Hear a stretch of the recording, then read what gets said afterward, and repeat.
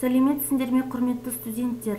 Табиғатты пайдаланудың ұйымдық құқықтық негіздері және биоалуандылықты басқару модулінде табиғатты пайдаланудың құқықтық негіздері пәні бойынша бүгін біздің жаңа тақырыбымыз экологиялық құқық принциптері. Сабақтың мақсаты экологиялық құқық принциптері туралы білім беру. Күтілетін нәтиже экологиялық құқық принциптерін түсіндіре алады, құқықтық жүйедегі экологиялық құқықтың орны мен рөлін сипаттай алады. Құрметті студенттер, принциптерді сақтау мемлекеттің құқықтық және әлеуметтік сипатының, табиғатты ұтымды пайдалану мен қоршаған ортаны қорғауды қамтамасыз ету, адам мен азаматтың экологиялық құқықтары мен заңды мүдделерін қорғау жөніндегі барлық қызметтің тиімділік өлшемі бола алады. Экологиялық құқық қазақстандық құқықтың жалпы қағидаларына да, осы саланың қағидаларына да негізделген. Жалпы құқықтың мәнін айқындайтын жалпы қағидалар әлеуметтік әділеттілік пен әлеуметтік еркіндік, тең құқықтық, заңдылық және басқа да принциптер болып табылады. Экологиялық құқық принциптері: адамның қолайлы қоршаған ортаға құқығын сақтау, адамның тыныс-тіршілігіне қолайлы жағдайларды қамтамасыз ету, қоршаған ортаны қорғау саласындағы бақылаудың тәуелсіздігі, әркімнің қоршаған ортаның жай-күйі туралы дұрыс ақпарат алуға құқығын сақтау, азаматтардың қолайлы қоршаған ортаға құқықтарына қатысты шешімдерді қабылдауға қатысуы. Яғни, экологиялық құқықтық принциптер туралы айтатын болсақ, принцип табиғаттағы заттардың, құбылыстар мен процестердің диалектикалық өзара байланысына негізделген. Жер пайдалану, орман пайдалану, жер қойнауын пайдалану, суды пайдалану, өзге де табиғи байлықтарды пайдалану процесінде басқа табиғи объектілер мен қоршаған ортаны қорғау жөніндегі талаптарды белгілеу арқылы іске асырылады. Экологиялық құқықтың салалық қағидалары арнайы нормалар принциптерінде де, сондай-ақ құқықтық нормаларды талдаудан да көрсетілуі мүмкін. Экологиялық құқық кіші сала ретінде жер, су және өзге де құқық салаларын қамтығандықтан, тиісінше мұндай қағидалар қоршаған орта туралы заңнамада да, салалық заңнама актілерінде де қамтылған. Мемлекеттік билік органдарының, жергілікті өзін-өзі басқару органдарының, заңды және жеке тұлғалардың қоршаған ортаға әсер ететін шаруашылық және өзге де қызметі мынандай қағидалар негізінде жүзеге асыруы тиіс.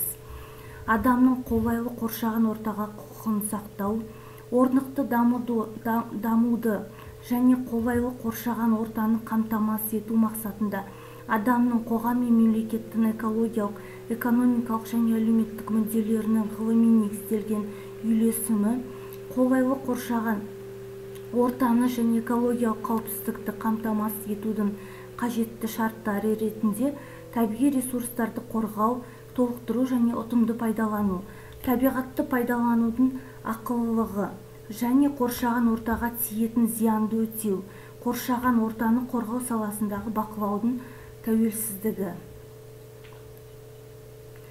Қалыптастырылатын экологиялық заңнама және құқық мынандай қағидаларға негізделеді. Адамның өмірі мен қызметінің негізі ретінде қоршаған ортаның қолайлы жағдайын сақтау немесе қалпына келтіру, қоршаған ортаны қорғауды және табиғатты пайдалану құқықтық реттеуге экожүйелік тәсіл, экологиялық қатынастарды құқықтық реттеуге кешенді тәсіл.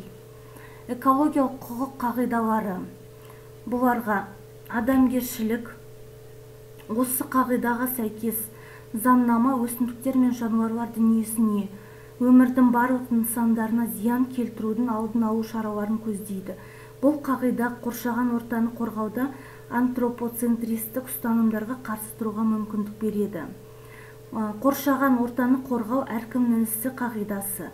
Бұл қағиданың негізі Қазақстан Республикасының Конституциясының бабы болып табылады. Оған сәйкес әркім табиғат пен қоршаған ортаны сақтауға, табиғи ресурстарға ұқыпты қарауға міндетті. Оның мазмұны әркімнің табиғатты қорғау міндеті ғана емес, сонымен қатар мемлекеттің экологиялық тәрбие мен білім беру мәселелерін жүйелі түрде шешу міндеті де.